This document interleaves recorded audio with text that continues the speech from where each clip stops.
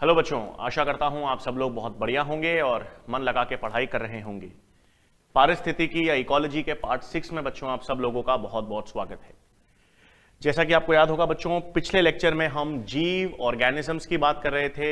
हमने नियामक और सरूपक दो प्रकार के जीवों की बात की थी और फिर हमने आखिरी में उनके अनुकूलन देखे थे। पादप हों या जंतु हों, वो कैसे वातावरण में अपने आप को अनुकूलन दर्शाते हैं, हमने अनुकूलन या अडैप्टेशंस की बात की थी।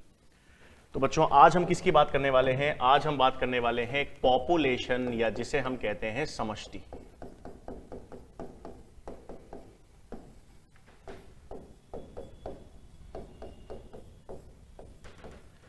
अब सबसे पहली चीज बच्चों आपको याद रखना है, जब हम पॉपुलेशन या समष्टि की बात करते हैं तो पॉपुलेशन में है तो जीवों का समूह, लेकिन उन जीवों के समूह को हम पॉपुलेशन या समष्टि कहते हैं जो एक ही जाति के होते हैं।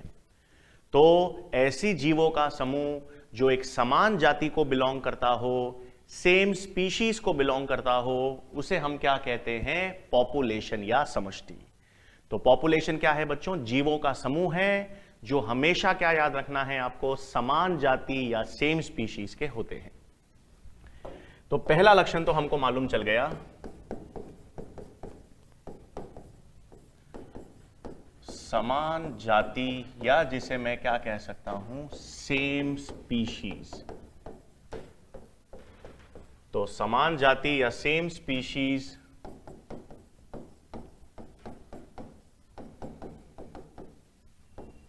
के जीवों का समूह क्या कहलाता है? समष्टि या पॉपुलेशन।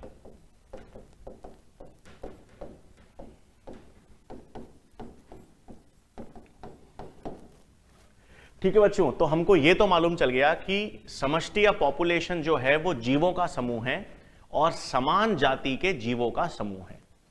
अब इसमें क्योंकि हम सेम स्पीशीज या समान जाति की बात कर रहे हैं तो आपको एक और बिंदु याद रखना है, क्योंकि यहां पर जीव सभी सेम स्पीशीज या समान जाति के हैं, इसका मतलब जो एक समष्टि या पॉपुलेशन के जीव हैं वो आपस में प्रजनन की क्षमता भी दर्शाते होंगे। ठीक है, तो वैसे तो हमने यहां पर समान जाति लिखा है, सेम स्पीशीज। सेम स्पीशीज का मतलब ही यही है कि वो आपस में क्या दर्शाते हों? प्रजनन की क्षमता दर्शाते हों। बट अगर आपको मल्टीपल चॉइस ऑप्शंस दिए जाएं तो आपको ध्यान में रखना है समान जाति के जीवों का समूह भी समष्टि कहलाएगा और समष्टि के जो जीव होंगे, एक पॉपुलेशन या समष्टि के मध्य जो जीव होंगे वो आपस में क्या दर्शाते हैं? उनमें आपस में प्रजनन की क्षमता पाई जाती है। तो नेक्स्ट बिंदु आपको ध्यान में रखना है,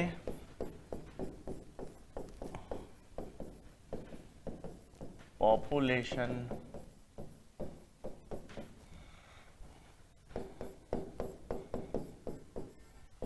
एक पॉपुलेशन के जीवों के मध्य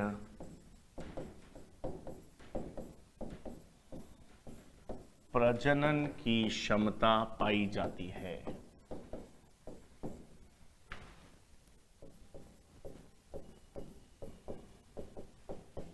ठीक है, तो दो प्रमुख लक्षण हैं जिससे आप एक पॉपुलेशन या समष्टि की पहचान कर सकते हैं। दो टेक्निकल टर्म्स जो आपको ध्यान में रखने हैं बच्चों। पहला तो क्या हो गया हमारे पास? समान जाति। अगर कहीं पर भी बात कर रहे हैं कि जीवों का समूह है, ऐसी जीवों का समूह है जो समान जाति या सेम स्पीशीज के हैं, तो आपको मालूम चल जाना चाहिए कि समष्टि या पॉपुलेशन की बात हो रही है। और दूसरा, अगर हम बात कर रहे हैं पॉपुलेशन के जीवों के मध्य, तो उनके मध्य किसकी क्षमता पाई जानी चाहिए? उनके मध्य प्रजनन की क्षमता पाई जाती है, तो उसे हम क्या कहते हैं? समष्टि। अब यहां पर हम सबसे पहले तुलना करेंगे बच्चों। किसकी तुलना करेंगे? जीव यानी ऑर्गेनिज्म जिसके बारे में हम पढ़ चुके हैं, और समष्टि जिसके बारे में अब हम पढ़ेंगे। तो सबसे पहली चीज यह है बच्चों कि जब हम किसी भी ऑर्गेनिज्म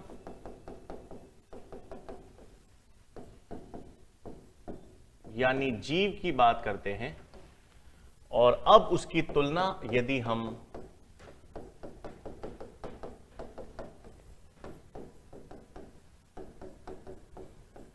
पॉपुलेशन या समष्टि से करना चाहें तो क्या क्या लक्षण आपको ध्यान में रखने हैं? सबसे पहली चीज आपको याद होनी चाहिए बच्चों, किसी भी ऑर्गेनिज्म या जीव की हम बात करें तो क्या होता है? उसकी एक आयु होती है। है ना। जब कभी भी हम ऑर्गेनिज्म की बात करते हैं तो हम बात करते हैं उसकी आयु या एज की, लेकिन जब कभी भी हम पॉपुलेशन की बात करते हैं बच्चों, तो पॉपुलेशन में हम एज नहीं देखते, आयु समूह, यानी हम बात करते हैं एज ग्रुप्स की। ठीक है, अभी हम देखेंगे ये आयु समूह कौन कौन से होते हैं, एज ग्रुप्स, एज पिरामिड्स, इनकी बात हम करेंगे।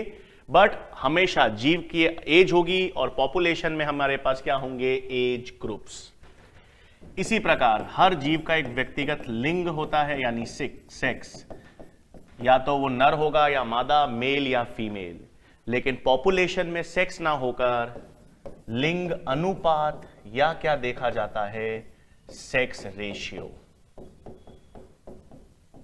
तो एक पॉपुलेशन में आपको हमेशा याद रखना है, सेक्स ना होकर क्या पाया जाएगा, सेक्स रेशियो पाया जाता है, यानी लिंग अनुपात।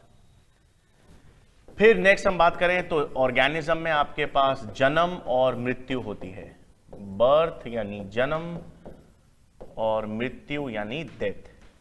इसी प्रकार से जब हम पॉपुलेशन की बात करते हैं तो वहां पर जन्म दर और मृत्यु दर होती है, जिसे आपको याद रखना है। इसमें अंग्रेजी के टर्म्स आपको याद रखने पड़ेंगे, नेटैलिटी जिसे हम जन्म दर कहते हैं,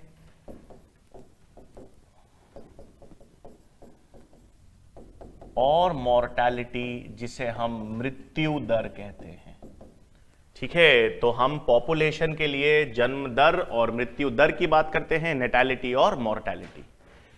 और अंत में आपको पता होना चाहिए हम बात करते हैं जीन्स की। किसी भी एक जीव में हम कुल जीन्स की संख्या की बात करते हैं, जीन्स की बात करते हैं, उसके डीएनए की। लेकिन जब हम पॉपुलेशन की बात करते हैं बच्चों, तो पॉपुलेशन में हमारे पास जीन पूल पाया जाता है। ठीक है, तो हमारे पास हमने किसकी तुलना की है, एक ऑर्गेनिज्म और एक पॉपुलेशन की तुलना की है। एक जीव में आयु होगा, लिंग होगा, जन्म मृत्यु होगा, जीन्स की संख्या होगी। लेकिन जब हम समष्टि या पॉपुलेशन की बात करते हैं तो पॉपुलेशन या समष्टि में आयु समूह होता है, लिंग अनुपात होगा, जन्म दर, मृत्यु दर और जीन पूल पाया जाएगा।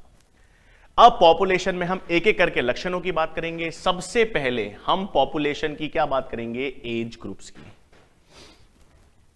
ठीक है, तो हम सबसे पहले पॉपुलेशन में किसकी बात करेंगे भाई, एज ग्रुप्स की।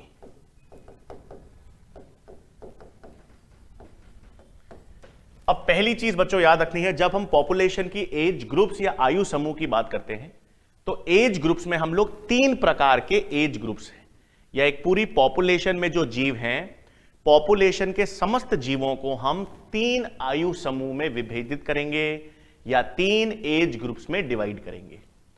कौन कौन से वो 3 एज ग्रुप्स हैं भाई, ध्यान से।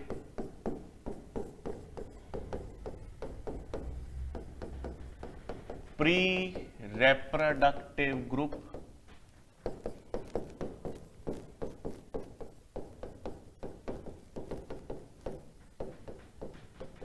reproductive group,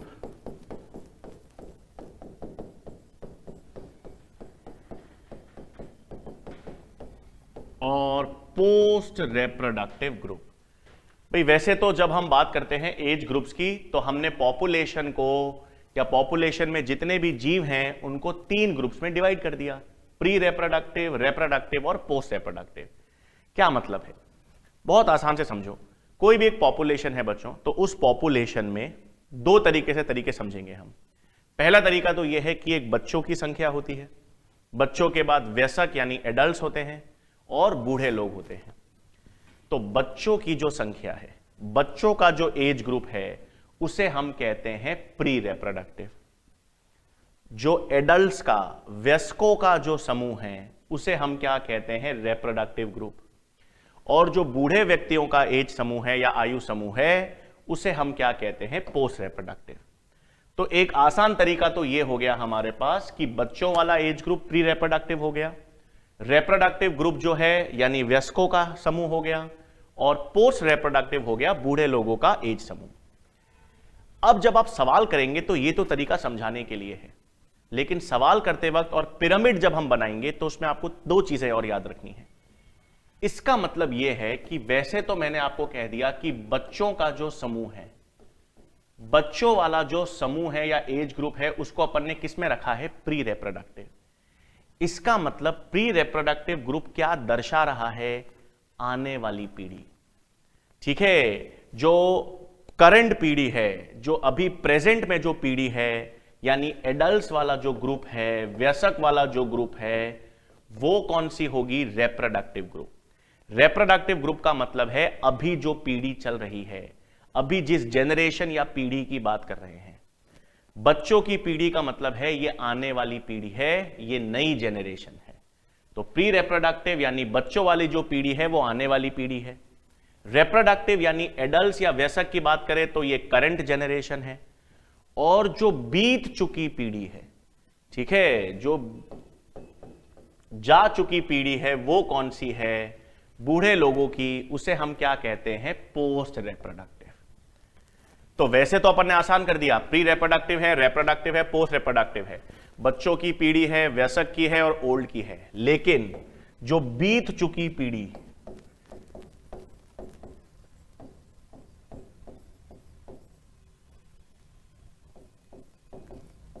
वो आपके पास है पोस्ट रिप्रोडक्टिव।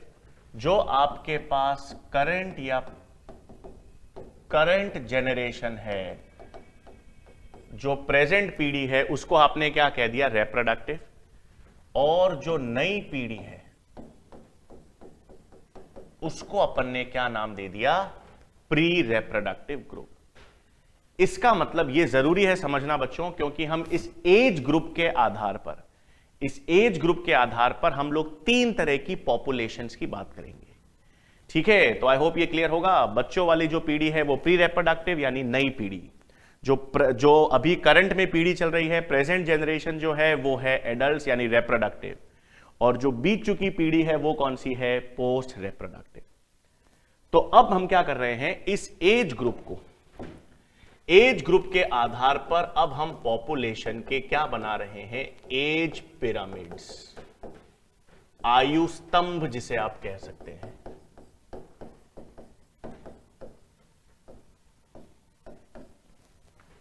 अब इस एज पिरामिड्स के हिसाब से बच्चों हम लोग 3 तरह की पॉपुलेशन पढ़ेंगे, ध्यान से।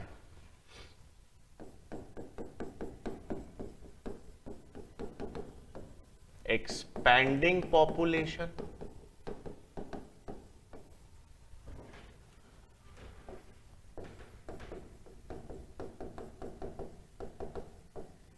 स्टेबलाइजिंग या स्थायित्व समष्टि या पॉपुलेशन,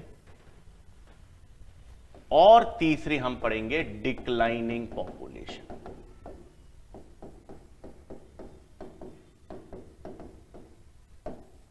ठीक है, तो हम एज पिरामिड्स, किसकी बात थी? अभी हमने एज ग्रुप्स की बात की थी बच्चों, रिप्रोडक्टिव, प्री रिप्रोडक्टिव और पोस्ट रिप्रोडक्टिव।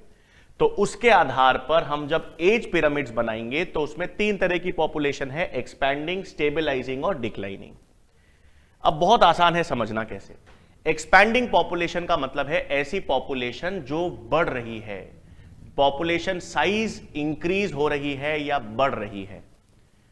स्टेबलाइजिंग पॉपुलेशन का मतलब है ऐसी पॉपुलेशन जिसकी संख्या स्थिर हो गई है, ना बढ़ रही है और ना घट रही है। और डिक्लाइनिंग पॉपुलेशन का मतलब है ऐसी पॉपुलेशन या ऐसी समष्टि जो अब कम हो रही है या घट रही है। तो बढ़ती हुई पॉपुलेशन क्या है? एक्सपैंडिंग। घटती हुई पॉपुलेशन क्या है? डिक्लाइनिंग। और जो ना बढ़ रही है और ना घट रही है वो क्या है? स्टेबलाइजिंग। तो अब इनका पिरामिड कैसे बनाया जाए, इधर ध्यान देंगे बच्चों। एक्सपैंडिंग पॉपुलेशन में अब मैं क्या कर रहा हूं,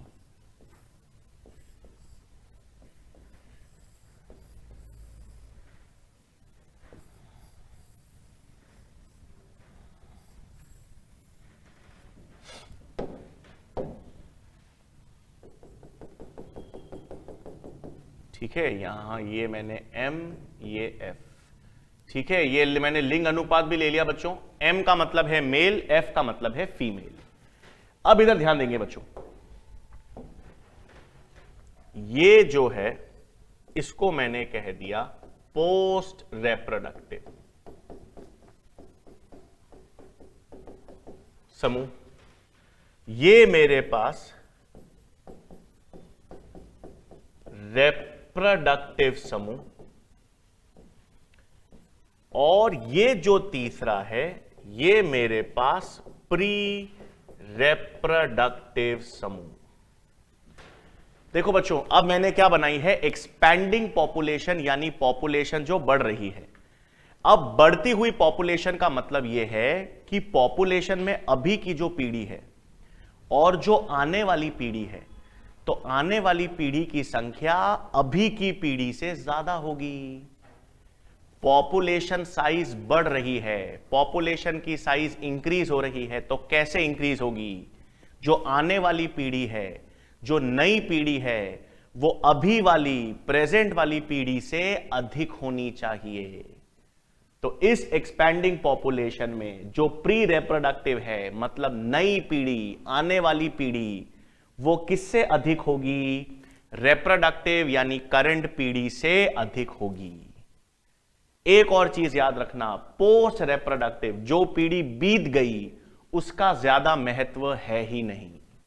अभी अपन तीनों तरह के पिरामिड्स बनाएंगे बच्चों, उसमें आपको याद रखना है जो बीत चुकी पीढ़ी है, जो बूढ़े व्यक्तियों की पीढ़ी है, यानी जो पोस्ट रिप्रोडक्टिव समूह है, उसका महत्व कभी भी इन तीनों समष्टि में अधिक नहीं होगा। महत्व किसका होगा? इन दोनों का। तो एक्सपैंडिंग पॉपुलेशन या बढ़ती हुई पॉपुलेशन में क्या याद रखना है?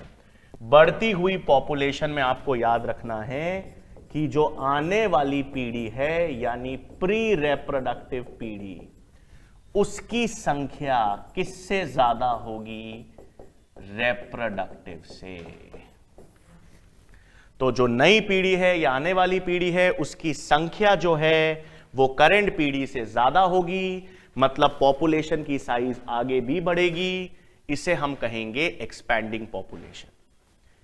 अब इसी को आपको बेस मानकर आगे समझना है। स्टेबलाइजिंग पॉपुलेशन का क्या मतलब हो गया बच्चों?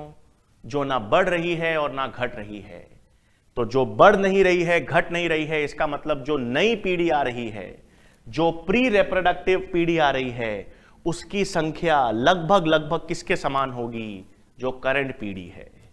तो अगर हम इसका ग्राफ बनाएं या इसका पिरामिड बनाएं बच्चों,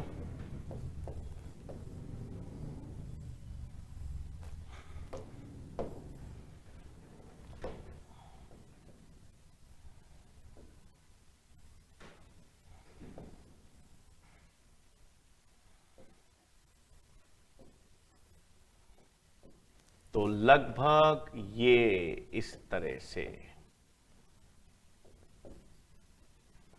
तो इसमें आपके पास क्या हो गया भाई? ये मैंने लिंग अनुपात भी बना दिया, मेल और फीमेल। तो यहां पर क्या हो रहा है बच्चों? जो प्री रिप्रोडक्टिव यानी आने वाली पीढ़ी है, वो लगभग संख्या में किसके समान है? करंट पीढ़ी या जेनरेशन के।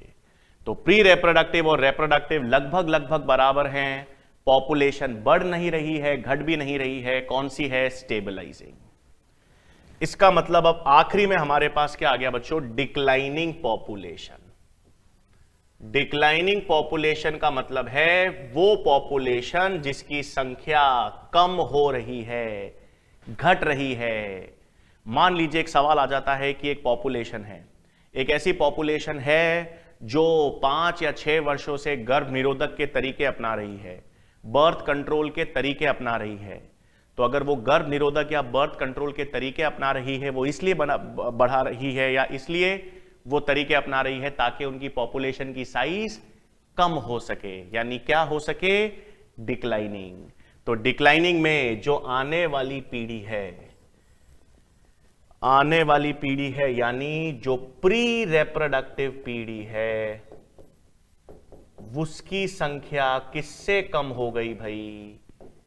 जो भी वर्तमान की पीढ़ी है यानी रिप्रोडक्टिव। और मैं हमेशा कह रहा हूं आपको, किसका महत्व नहीं रहेगा? जो बीत चुकी पीढ़ी है उसको आपको ध्यान नहीं देना है। तो आपके पास तीसरी जो डिक्लाइनिंग पॉपुलेशन हो गई बच्चों, डिक्लाइनिंग पॉपुलेशन में जो प्री रिप्रोडक्टिव पीढ़ी है उसकी संख्या किससे कम हो गई? रिप्रोडक्टिव से। ठीक है, तो ये 3 केसेस हैं और इन 3 केसेस के हिसाब से हमारे पास 3 तरह की पॉपुलेशन है। क्वेश्चन में आता है कि रिप्रोडक्टिव यानी करंट जनरेशन की संख्या प्री रिप्रोडक्टिव से ज्यादा है, इसका मतलब पॉपुलेशन कैसी हो गई? डिक्लाइनिंग। अगर प्री रिप्रोडक्टिव और रिप्रोडक्टिव समूह लगभग बराबर हैं, सेम हैं, तो पॉपुलेशन कैसी हो गई? स्टेबलाइजिंग। और अगर प्री रिप्रोडक्टिव की संख्या रिप्रोडक्टिव से अधिक है तो ये कैसी हो गई? एक्सपैंडिंग पॉपुलेशन हो गई। ठीक है, तो हमने पहला पैरामीटर क्या देखा है बच्चों? एज पिरामिड्स देखा है। पहला पैरामीटर हमने क्या समझा है? आयु स्तंभ। उसके बेसिस पे 3 तरह की पॉपुलेशन, एक्सपैंडिंग, स्टेबलाइजिंग और डिक्लाइनिंग। ठीक है, चलिए अब पॉपुलेशन का सिस्टम पढ़ने के लिए और आगे समझने के लिए वृद्धि मॉडल, यहां पर 2 टर्म्स है बच्चों जो मैं आपको समझा रहा हूं। एक जिसे कहते हैं हम बायोटिक पोटेंशियल यानी जैविक विभव, और दूसरा टर्म हम समझेंगे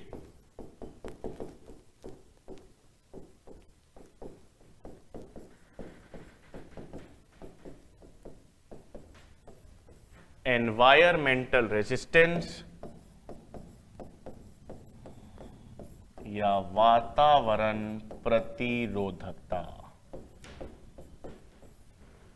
ठीक है, तो ये 2 टर्म्स है बच्चों जो आपको पता होने चाहिए। क्या है? एक तो है बायोटिक पोटेंशियल यानी जैविक विभव और दूसरा है एनवायरमेंटल रेजिस्टेंस या वातावरण प्रतिरोधकता। क्या है? ध्यान से समझेंगे। मान लेते हैं मैं आपसे कह रहा हूं समष्टि है यानी एक पॉपुलेशन है। यदि एक पॉपुलेशन के सभी जीव, यदि एक पॉपुलेशन के सारे ऑर्गेनिजम्स सर्वाधिक जनन क्षमता दर्शाएं, यदि एक पॉपुलेशन के जितने भी जीव हैं, एक पॉपुलेशन 100, 200, 300 ऑर्गेनिज्म से बनी हुई है और वो सभी ऑर्गेनिजम्स अपनी सर्वाधिक जनन क्षमता दर्शाएं, तो उनके द्वारा जब सर्वाधिक जनन क्षमता दर्शाई जाएगी, मैक्सिमम रिप्रोडक्टिव एफिशिएंसी देखी जाएगी, तो उसको क्या कहेंगे? जैविक विभव। जैविक विभव या बायोटिक पोटेंशियल का मतलब ही है कि एक पॉपुलेशन के सभी ऑर्गेनिजम्स सर्वाधिक जनन क्षमता दर्शाते हैं। लेकिन हमें पता है कि यह वास्तविक चीज नहीं है। वास्तविक रूप से अगर आप प्रैक्टिकली या वातावरण में देखें, पर्यावरण में आप नजर डालें, तो आप देखोगे ऐसा है नहीं। कोई भी पॉपुलेशन की मैक्सिमम रिप्रोडक्टिव एफिशिएंसी, सर्वाधिक जनन क्षमता तो हो ही नहीं सकती। क्यों नहीं हो सकती? किसी भी पॉपुलेशन के सारे ऑर्गेनिज्म सर्वाधिक जनन क्षमता क्यों नहीं दर्शा सकते? वो इसलिए नहीं दर्शा सकते क्योंकि जिस पर्यावरण, जिस वातावरण में वो रह रहे हैं, वहां पर संसाधन सीमित होते हैं, है ना। रिसोर्सेज हमेशा लिमिटेड होते हैं, संसाधन सीमित होते हैं, और सीमित संसाधन होने पर या सीमित संसाधन होने के कारण ही पॉपुलेशन सर्वाधिक जनन क्षमता नहीं दर्शा सकती। इसका मतलब ये जो अपन जैविक विभव की बात कर रहे हैं ना, ये केवल किताबी बात हो रही है। ठीक है, वास्तविकता में ऐसा नहीं देखा जाता, सिर्फ किताबी परिभाषा है। किताबों में हम लिखते हैं कि जैविक विभव एक पॉपुलेशन में का अर्थ है कि जब पॉपुलेशन के सारे ऑर्गेनिजम्स, सभी जीव सर्वाधिक जनन क्षमता दर्शाएं। मतलब ये कब संभव है? ये जैविक विभव कब संभव है? ये तब संभव है जब संसाधन असीमित हों। तो अब असीमित संसाधन होने पर, अनलिमिटेड रिसोर्सेज होने पर, पॉपुलेशन की जो सर्वाधिक जनन दर है, सर्वाधिक जनन क्षमता है, उसे तो हम कहेंगे जैविक विभव। लेकिन वास्तविकता में तो संसाधन सीमित होते हैं, और जो सीमित संसाधन वातावरण में होते हैं वो पॉपुलेशन को ज्यादा उछलने कूदने नहीं देते। ठीक है, हर पॉपुलेशन, हर ऑर्गेनिज्म यही चाहता है कि वो सर्वाधिक रूप से जनन दर्शाए, अपनी संख्या सर्वाधिक रूप से बनाए, बहुत चौड़ा होकर घूमना चाहता है, लेकिन वातावरण उसको ऐसा करने नहीं देता, क्योंकि वो जो संसाधन है वातावरण में वो क्या होते हैं, सीमित। तो वो सीमित संसाधन उसे शांत रखते हैं, उसकी जनन क्षमता को सर्वाधिक नहीं होने देते। तो वो सीमित संसाधन जो पॉपुलेशन की साइज को ज्यादा नहीं बढ़ने देते, जो जनन क्षमता को सर्वाधिक नहीं होने देते, उन सीमित संसाधनों को क्या कहा जाएगा, वातावरण प्रतिरोधकता या एनवायरमेंटल रेजिस्टेंस। ठीक है, तो अब हम बात करें, सबसे पहले किसकी बात हो रही है भाई, बायोटिक पोटेंशियल या जैविक विभव। तो सबसे पहली चीज आपको पता होनी चाहिए, जैविक विभव या बायोटिक पोटेंशियल एक किताबी बात तो है, पर यह कब मान्य हो सकती है, जब संसाधन असीमित होंगे। तो यहां पर मैंने लिख दिया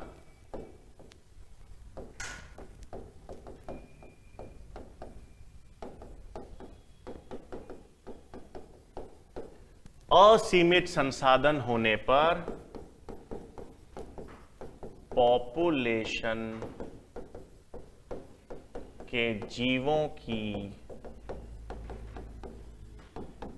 सर्वाधिक जनन क्षमता को क्या कहते हैं, बायोटिक पोटेंशियल कहते हैं। ठीक है, तो क्या दो चीजें क्या ध्यान में रखनी है, एक तो संसाधन कैसे हैं, असीमित। असीमित संसाधन होने पर पॉपुलेशन के जीवों की सर्वाधिक जनन क्षमता को क्या कहेंगे, बायोटिक पोटेंशियल। लेकिन हमें मालूम है ऐसा संभव नहीं है। ऐसा इसलिए संभव नहीं है क्योंकि वातावरण में संसाधन सीमित हैं।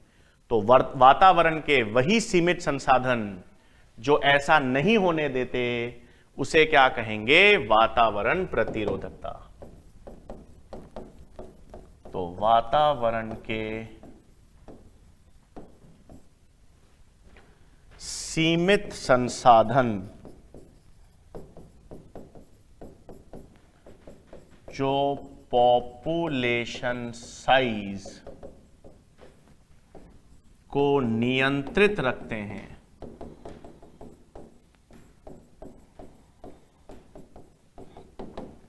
ठीक है, उसे हम क्या कहेंगे, या उसे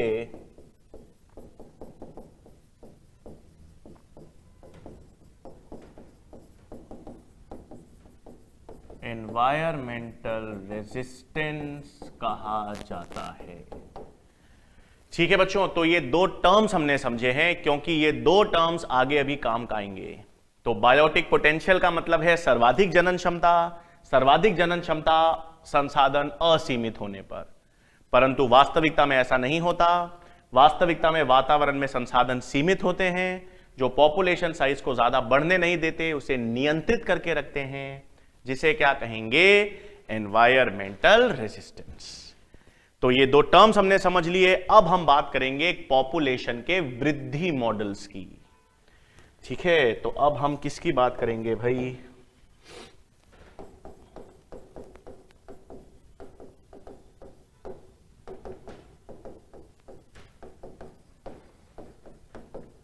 पॉपुलेशन के ग्रोथ मॉडल्स की। ठीक है, अब पॉपुलेशन के ग्रोथ मॉडल्स में हम दो पढ़ेंगे। दो तरह के ग्रोथ मॉडल्स पढ़ेंगे बच्चों हम। एक एक्सपोनेंशियल ग्रोथ मॉडल और दूसरा लॉजिस्टिक ग्रोथ मॉडल। ठीक है, तो पॉपुलेशन में हम दो तरह के ग्रोथ मॉडल्स पढ़ने वाले हैं। कौन कौन से दो तरह के ग्रोथ मॉडल्स, एक एक्सपोनेंशियल और एक लॉजिस्टिक ग्रोथ मॉडल। ठीक है, क्या मतलब है दोनों का, एक एक करके देखेंगे। अभी हल्का सा एक चीज याद रख लीजिएगा यहां पर, एक्सपोनेंशियल ग्रोथ मॉडल एक ऐसा ग्रोथ मॉडल है जो तब काम करता है जब संसाधन असीमित होते हैं। तो एक चीज यहां पर याद रखना है, संसाधन असीमित होने पर मान्य।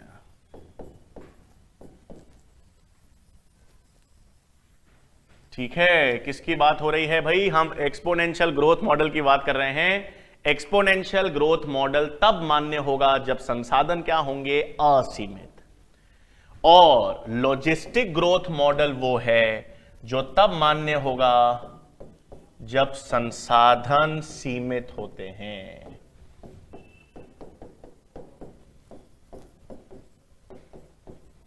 ठीक है, तो पहले तो बहुत कॉमन तरह का सवाल आता है भाई एम्स और नीट में। पहला सवाल तो यह आगा कि अगर संसाधन असीमित हैं, अगर यदि संसाधन असीमित हैं तो संसाधन असीमित होने पर किस तरह का वृद्धि मॉडल देखा जाएगा? तो आपको ध्यान रखना है, अगर संसाधन असीमित होते हैं तो कौन सा ग्रोथ मॉडल काम करेगा? एक्सपोनेंशियल। और अगर आपसे पूछ लिया जाए संसाधन सीमित होने पर कौन सा ग्रोथ मॉडल या वृद्धि मॉडल काम करेगा? तो वो लॉजिस्टिक ग्रोथ मॉडल होगा। अब एक एक करके इनके लक्षणों की बात करेंगे। सबसे पहले किसकी बात करेंगे बच्चों? हम एक्सपोनेंशियल ग्रोथ मॉडल की।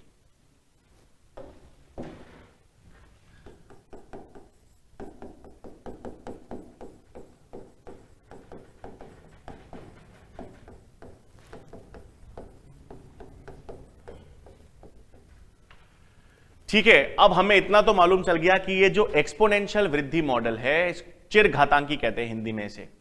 तो ये जो एक्सपोनेंशियल ग्रोथ मॉडल है बच्चों, ये तब मान्य होगा जब संसाधन असीमित होंगे। तो अब आप सोचो, ये नियम या ये जब मॉडल तब काम कर रहा है जब संसाधन असीमित हैं। इसका मतलब पॉपुलेशन के समस्त जीव, पॉपुलेशन के सभी ऑर्गेनिज्म सर्वाधिक जनन दर्शाएंगे, उनकी जनन क्षमता सर्वाधिक होगी, यानी जैविक विभव, बायोटिक पोटेंशियल दर्शाएंगे। इसका मतलब पॉपुलेशन की साइज बढ़ती रहेगी। पॉपुलेशन की साइज को नियंत्रित कोई नहीं रख पाएगा। तो अगर मैं इसका ग्राफ बनाऊं, इस एक्सपोनेंशियल ग्रोथ मॉडल का हम अगर ग्राफ बनाएं बच्चों, तो यहां पर मैंने t समय ले लिया और यहां पर मैंने n का मतलब है बच्चों मैंने समष्टि घनत्व या पॉपुलेशन साइज ले ली। ठीक है, n का मतलब है पॉपुलेशन डेंसिटी या साइज, कुछ भी कह दो आप। तो ग्राफ कैसा होगा? हां, पॉपुलेशन की साइज बढ़ती जाएगी। कैसा होगा ग्रोथ मॉडल? जे शेप्ड का। तो क्या लक्षण है भाई? अब लक्षण समझना है। सबसे पहले तो ग्राफ आपसे पूछ सकते हैं, एक्सपोनेंशियल ग्रोथ मॉडल का ग्राफ कैसा है? जे शेप का होगा, एस सिग्मोइड शेप का होगा, स्ट्रेट होगा, कैसा? तो आपको पता होना चाहिए एक्सपोनेंशियल ग्रोथ मॉडल का मतलब है उस ग्रोथ मॉडल का ग्राफ कैसा होगा? जे शेप का। पहली चीज हमको मालूम ही है ये मॉडल कब मान्य है? ये संसाधन सीमित होने, असीमित होने पर मान्य है। तो आपके पास पहला बिंदु पता होना चाहिए, ये संसाधन असीमित संसाधन होने पर मान्य है। तो जब असीमित संसाधन होने पर मान्य है ये वृद्धि मॉडल, इसका मतलब यहां पर जैविक विभव, बायोटिक पोटेंशियल देखा जाएगा। यहां पर जैविक विभव या जिसे अभी हमने समझा बायोटिक पोटेंशियल देखा जाएगा ना, बिल्कुल देखा जाएगा। और संसाधन असीमित हैं, असीमित संसाधन है मतलब संसाधन सीमित तो है ही नहीं। तो यहां पर वातावरण प्रतिरोधकता, एनवायरमेंटल रेजिस्टेंस मान्य ही नहीं होगी। इसमें, इस ग्राफ मॉडल में जो एनवायरमेंट रेजिस्टेंस है, वातावरण प्रतिरोधकता, वो मान्य नहीं होगी। क्यों नहीं है? क्योंकि संसाधन कैसे हैं? असीमित। एनवायरमेंट रेजिस्टेंस का मतलब ही क्या है? संसाधनों का सीमित होना। तो असीमित है, इसलिए एनवायरमेंटल रेजिस्टेंस मान्य नहीं होगी। पॉपुलेशन की साइज बढ़ती रहेगी, इसलिए ग्राफ कैसा होगा? जे शेप्ड। तो इसकी जो इक्वेशन है dN/dt, मतलब पॉपुलेशन साइज में जो चेंज आएगा वो उसका इक्वेशन हो गया बच्चों Rn। ठीक है, इसमें n तो क्या है? n आप कह दो पॉपुलेशन की साइज कह दो या पॉपुलेशन डेंसिटी कह दो। अगर आप क्षेत्रफल में लेना चाहते हो तो आप इसको घनत्व कह सकते हो, मैं सिंपल पॉपुलेशन साइज भी कह सकता हूं। आर वृद्धि दर है, आर हमारे पास क्या है? वृद्धि दर है। तो वृद्धि दर कैसे निकालेंगे भाई? वृद्धि दर जन्म दर माइनस मृत्यु दर। मृत्यु दर और b है हमारे पास जन्म दर। तो हम किसकी बात कर रहे हैं भाई? पॉपुलेशन ग्रोथ मॉडल्स की। पॉपुलेशन ग्रोथ मॉडल में हमने पहला ग्रोथ मॉडल क्या देखा है? एक्सपोनेंशियल। एक्सपोनेंशियल ग्रोथ मॉडल पहली चीज कब मान्य होगा? किस अवस्था में मान्य होगा? तब मान्य होगा जब संसाधन असीमित हैं। तो संसाधन असीमित होंगे तो पॉपुलेशन के सभी ऑर्गेनिजम्स सर्वाधिक जनन क्षमता दर्शाएंगे, सर्वाधिक जनन दर्शाएंगे। सर्वाधिक जनन दर्शाने का मतलब है जैविक विभव या बायोटिक पोटेंशियल दर्शाएंगे। अब वो जैविक विभव दर्शा पा रहे हैं, इसका मतलब ग्राफ बढ़ता ही रहेगा, पॉपुलेशन की साइज ऊपर जाती ही रहेगी, इसलिए ग्राफ का शेप कैसा होगा? जे शेप्ड। इसमें एनवायरमेंटल रेजिस्टेंस प्रतिरोधकता होगी ही नहीं, सीमित संसाधन है ही नहीं, पॉपुलेशन को नियंत्रित करने का कोई तरीका है ही नहीं, इसलिए एनवायरमेंटल रेजिस्टेंस नहीं देखी जाएगी। और इस इक्वेशन या ग्रोथ मॉडल की इक्वेशन होगी dN/dt बराबर Rn, जिसमें n पॉपुलेशन साइज कह दो या घनत्व कह दो, R वृद्धि दर है जिसको हम जन्म दर में से मृत्यु दर को घटाकर निकाल सकते हैं। अब एक चीज और अंत में याद रखनी है, ये पॉपुलेशन ग्रोथ मॉडल जो है ये आपसे पूछ सकते हैं कि ये स्थायी मॉडल है या अस्थायी मॉडल। तो दो चीजें याद रखिएगा। पहली चीज तो ये याद रखना है कि ये वास्तविक मॉडल है ही नहीं। मैंने अभी बताया आपको ये किताबी मॉडल है, क्योंकि वास्तविकता में वातावरण में असीमित संसाधन नहीं होते।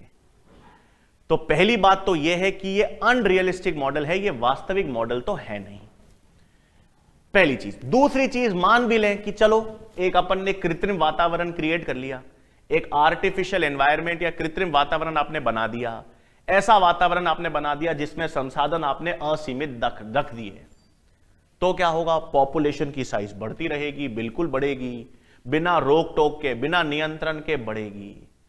तो कोई भी चीज यदि बिना नियंत्रण के होती है, बिना चेक के होती है, तो वो कभी भी स्थायी नहीं हो सकती, क्योंकि जितनी तेजी से ये पॉपुलेशन की साइज बढ़ रही है, जितनी तेजी से ये संख्या आपस में बढ़ रहे हैं, ये आपस में ही लड़ झगड़ के मर जाएंगे। इसका मतलब इनके आपस में जब इनकी संख्या इतनी तेजी से बढ़ती रहेगी तो ये आपस में ही प्रतिस्पर्धा करके इतनी अधिक संख्या कभी भी स्थायी नहीं हो सकती। इसलिए ये कैसा मॉडल है? अनस्टेबल मॉडल है। तो अगर आपसे जरूरी नहीं है बच्चों की एक्सपोनेंशियल लिखा हो, एक्सपोनेंशियल की जगह आपके साथ असीमित संसाधनों का मॉडल पूछ सकते हैं, या आपसे अनस्टेबल या अस्थायी मॉडल पूछ सकते हैं। तो अस्थायी मॉडल का मतलब या अनस्टेबल मॉडल कौन सा होगा भाई? एक्सपोनेंशियल। यह भी पूछा जा सकता है कि एक पॉपुलेशन की साइज बहुत ज्यादा बढ़ने पर अचानक से एकदम से उसमें एक तनाव या एक क्रैश आ गया, तो एकदम से क्रैश आया मतलब वो बहुत ज्यादा अस्थायी होगी। तो किस ग्रोथ मॉडल की बात हो रही है? एक्सपोनेंशियल ग्रोथ मॉडल की। ठीक है, तो ये पहला ग्रोथ मॉडल है, ये लक्षण है जो हमने एक्सपोनेंशियल ग्रोथ मॉडल के देख लिए। अगेन ये अनरियलिस्टिक मॉडल है, ये वास्तविक मॉडल नहीं है।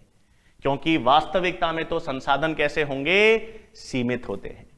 तो जो वास्तविक वृद्धि मॉडल है, जो ज्यादातर पॉपुलेशन जो हमारे आसपास होती है या हमारी पॉपुलेशन भी है, जो पॉपुलेशन वास्तविक ग्रोथ मॉडल दर्शाती है, वो कौन सा होगा भाई, वो अब हम देखेंगे कौन सा होगा, लॉजिस्टिक।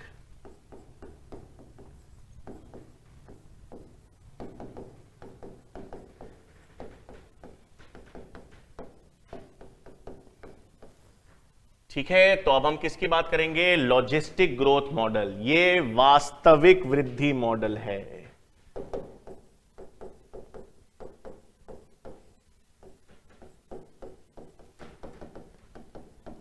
वास्तविक या रियलिस्टिक ग्रोथ मॉडल। और वास्तविक ग्रोथ मॉडल क्यों है, क्योंकि ये कब मान्य होगा, तब मान्य होगा जब संसाधन सीमित होंगे। तो सीमित संसाधन होने पर मान्य। तो इसका ग्राफ कैसा बनेगा भाई,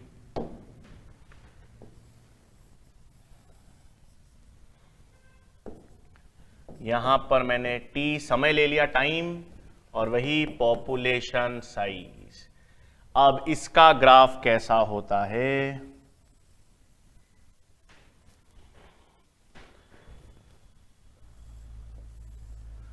ठीक है। तो पहली चीज, ये ग्राफ कैसा है भाई, एस आकार का, या जिसे हम कहते हैं सिग्मोइड। ठीक है, तो लॉजिस्टिक ग्रोथ मॉडल है, लॉजिस्टिक ग्रोथ मॉडल वास्तविक ग्रोथ मॉडल है, रियलिस्टिक ग्रोथ मॉडल है। संसाधन सीमित होने पर मान्य होगा, तो उसका आकार या शेप कैसा होगा, S shaped. Exponential growth model का शेप कैसा होगा, जे शेप। अब यहां पर एक नई चीज आई है,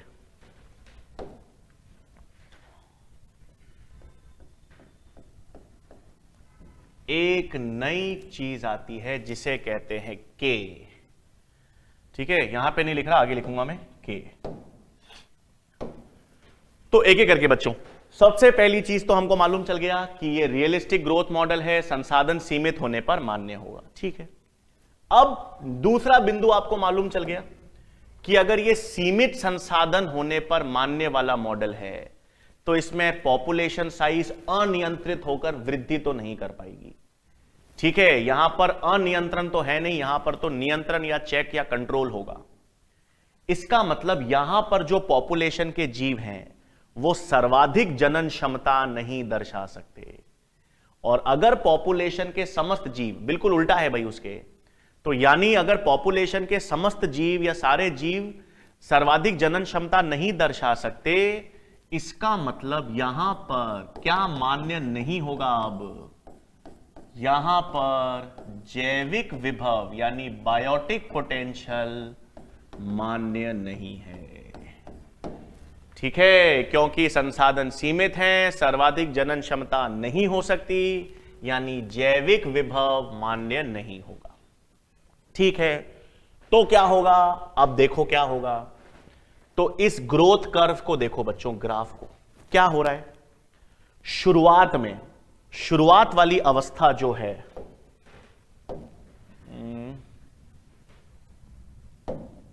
शुरुआत वाली अवस्था को मैंने यहां पर कह दिया लैग अवस्था। यह अपन ने बच्चों पादप कार्यकी में भी पढ़ा था, ह्यूमन फिजियोलॉजी में भी पढ़ा था, बहुत बार पढ़ा है ये ग्राफ इस तरह का। लैग अवस्था का मतलब है यहां पर अभी वृद्धि दर कम है। ठीक है, नए क्षेत्र में अनुकूलन हो रहा है, एक पॉपुलेशन कोई नए आवास में आई है, कोई नए एरिया में आई है, वहां पर अपने आप को अनुकूलित कर रही है, तो लैग अवस्था है।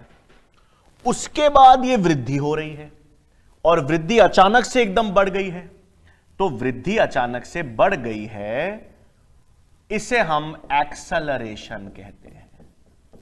अचानक से ये वृद्धि दर जब बढ़ जाती है तो इसे अपन क्या कहेंगे, एक्सेलरेशन फेज।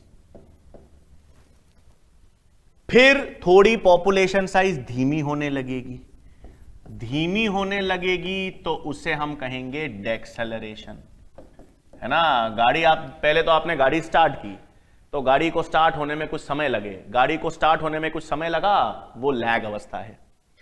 फिर आपने एक्सेलरेटर पे पैर दिया और गाड़ी तेज भागी, तेज भागने लगी तो आपने क्या किया, एक्सेलरेशन फेज।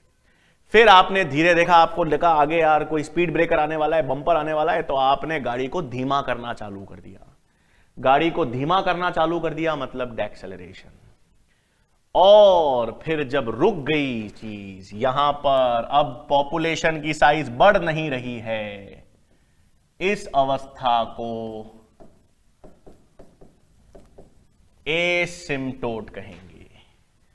तो ये बहुत बार क्वेश्चन आता है कि कौन कौन सी अवस्थाएं हैं।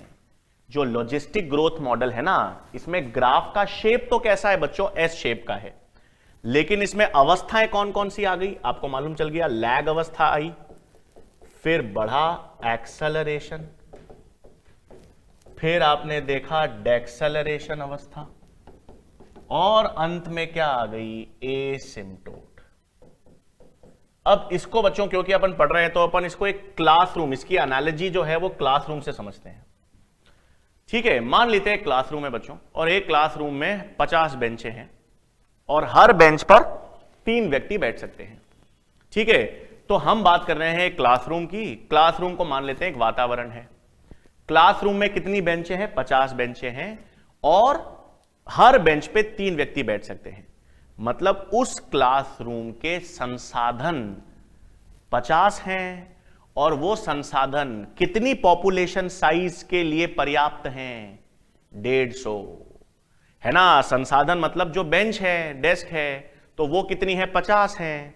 एक पर अगर 3 व्यक्ति बैठ सकते हैं तो ये जो संसाधन है, सीमित संसाधन, ये कितनी पॉपुलेशन की साइज को सस्टेन कर सकते हैं, 150 या 150। ठीक है, अब मान लेते हैं बच्चे हैं, वो सबसे पहले कक्षा में आएंगे, तो सबसे पहले कक्षा को देखेंगे कि भाई बेंचें कहां पर हैं, किस रास्ते से हम जा सकते हैं, कहां पर जगह कम है, कहां पर जगह ज्यादा है, निरीक्षण करेंगे।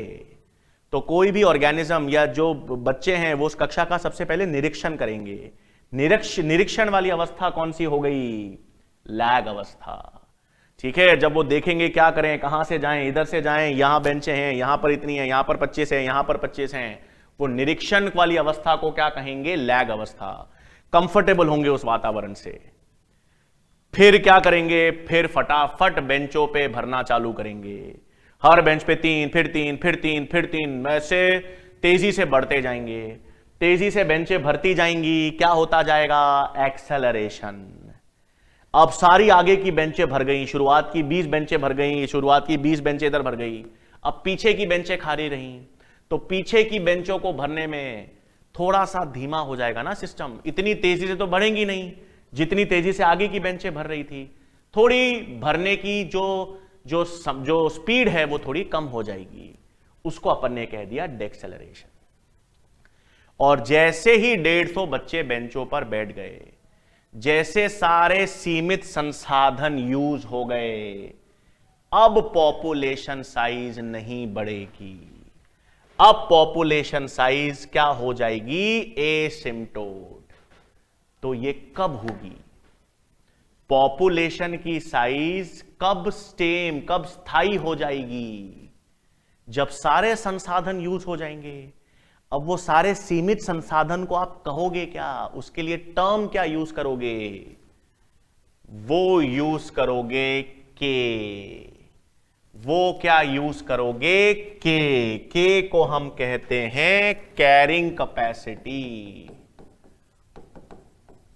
के हमारे पास क्या है भाई, कैरिंग कैपेसिटी। मतलब जिस क्लासरूम की मैं बात कर रहा हूं उस क्लासरूम की कैरिंग कैपेसिटी कितनी है, 150।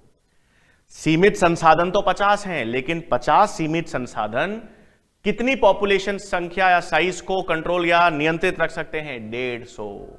तो उस क्लास की कैरिंग कैपेसिटी कितनी है, 150। तो पॉपुलेशन साइज 0 से लेकर 150 तक तो बढ़ेगी।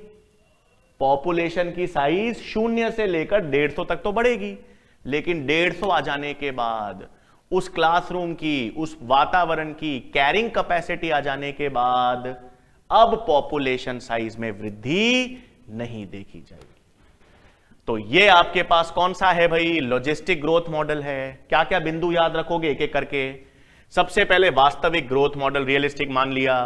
संसाधन सीमित होने पर मान्य है, वो भी अपन ने देख लिया। इसमें अब जैविक विभव मान्य नहीं होगा। इसमें ऐसा नहीं है कि हर बच्चा जितने बच्चे हैं वो अपने दोस्तों मित्रों को जिसको क्लासरूम में लेकर आना चाहे लेकर आ सकते हैं, नहीं। हर व्यक्ति सर्वाधिक जनन क्षमता अब नहीं दर्शा सकता क्योंकि संसाधन सीमित हैं। ठीक है, अवस्थाएं कौन कौन सी होंगी, लैग, एक्सेलरेशन, डेक्सेलरेशन और एसिम्प्टोट। और पॉपुलेशन की साइज कब तक बढ़ेगी, पॉपुलेशन की साइज तब तक ही बढ़ेगी जब तक n के बराबर नहीं हो जाता, जब तक उस क्षेत्र की कैरिंग कैपेसिटी नहीं पहुंच जाती। तो यही पॉइंट अब नोट इंपॉर्टेंट, यही याद रखना है। तो इसमें पॉपुलेशन साइज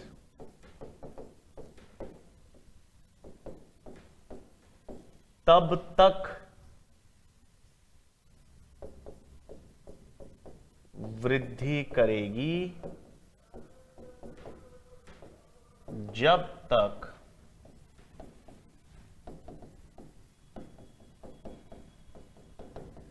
कैरिंग कैपेसिटी नहीं आ जाती, यानी जब n किसके बराबर नहीं हो जाता, के को अपन ने कैरिंग कैपेसिटी कहा है, n पॉपुलेशन साइज है। तो पॉपुलेशन साइज जैसे ही कैरिंग कैपेसिटी के बराबर आ गई, अब आपके पास पॉपुलेशन साइज और नहीं बढ़ेगी। और ये तो सबसे बेहतर सिस्टम है, इसी को यही क्या हुआ, स्टेबल ग्रोथ मॉडल। तो स्थायी ग्रोथ मॉडल कौन सा हुआ भाई, लॉजिस्टिक ग्रोथ मॉडल। अब सबसे इंपॉर्टेंट, ये तो ठीक अपन ने समझ लिया, अब इसकी इक्वेशन है ना, ये लॉजिस्टिक ग्रोथ मॉडल की इक्वेशन कैसी है। तो उस इक्वेशन को हम कहते हैं बच्चों वर्हुल्स-पर्ल लॉजिस्टिक इक्वेशन, है ना। ये जो ग्राफ है लॉजिस्टिक ग्रोथ मॉडल, उसका इक्वेशन क्या हो गया, वर्हुल्स-पर्ल, dN/dt Rn k - n/k। ठीक है, n सबको पता है, पॉपुलेशन साइज, वृद्धि दर हमको पता है r, k हमको अब पता चल गया कैरिंग कैपेसिटी। तो एक और नई चीज आ गई भाई, नई चीज तो क्या है, हम पढ़ चुके हैं, ये k - n/k, यही तो आपके पास क्या हो गई,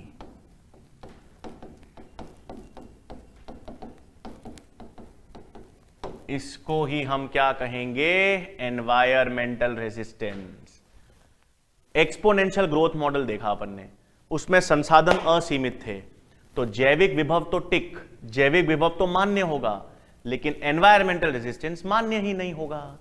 लेकिन जो वास्तविक ग्रोथ मॉडल है, जो अब देखा जाता है, उसमें जैविक विभव हो नहीं सकता, उसमें क्या मान्य होगा, संसाधन जो सीमित हैं, जिसे हम कहते हैं एनवायरमेंटल रेजिस्टेंस, और जिसमें क्या आएगा आपके पास, कैरिंग कैपेसिटी। ठीक है बच्चों, तो ये अपन ने किसकी बात कर ली भाई, दो तरह के ग्रोथ मॉडल अपन ने देख लिए, एक एक्सपोनेंशियल ग्रोथ मॉडल हमने देख लिया और एक लॉजिस्टिक ग्रोथ मॉडल हमने देख लिया।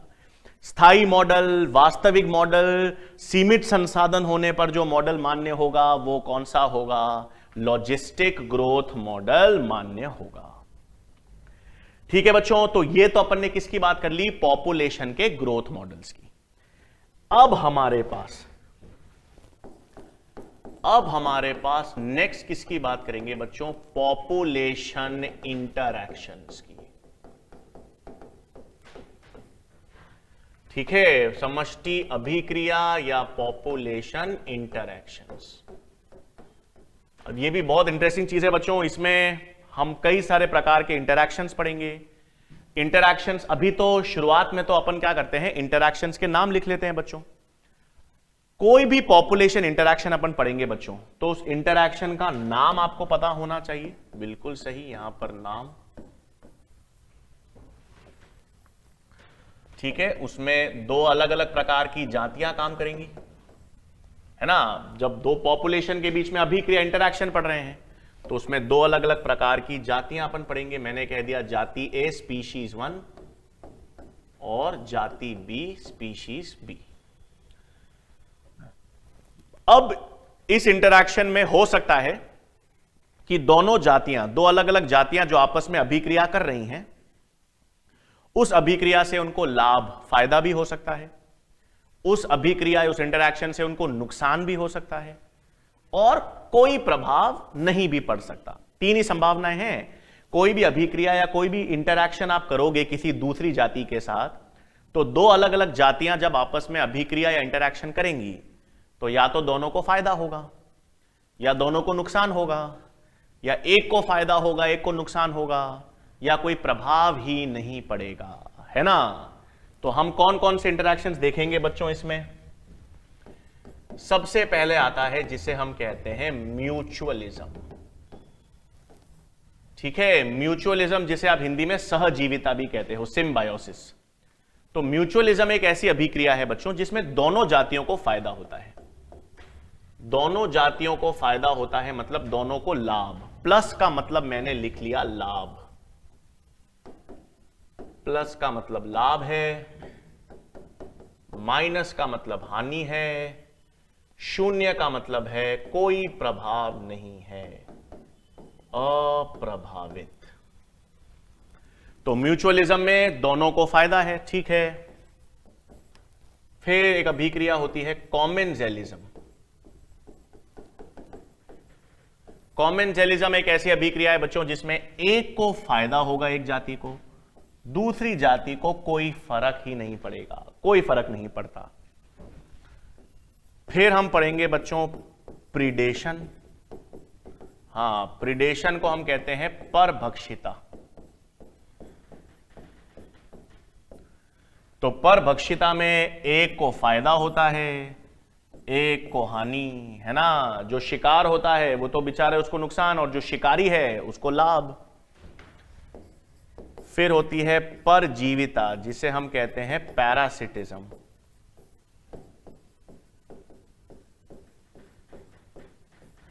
इसमें भी एक को लाभ, एक को हानि।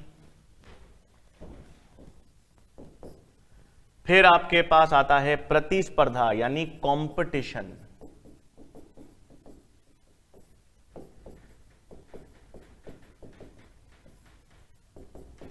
अब कंपटीशन या प्रतिस्पर्धा होने पर दोनों को हानि होती है। प्रतिस्पर्धा या कंपटीशन होने पर दोनों को हानि।